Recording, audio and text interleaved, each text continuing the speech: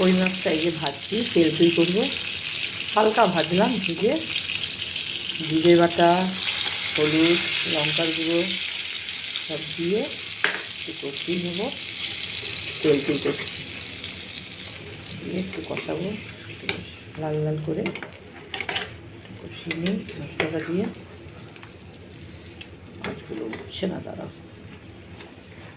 কষিয়ে নিলাম, একটু কষুক, দিয়ে নামানোর আগে একটু গরম মশলা দেবো, একটু মিষ্টি সামান্য দিয়ে তেলটি দেবো।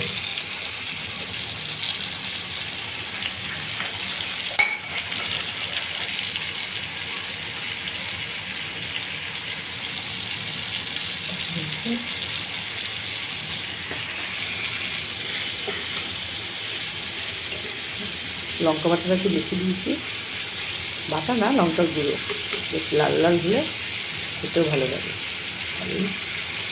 আর একটু জল দিয়ে দিই, জল বেশি রাখবো না, গামাখা হয়ে গেল। মাছগুলো উল্টে দিচ্ছে,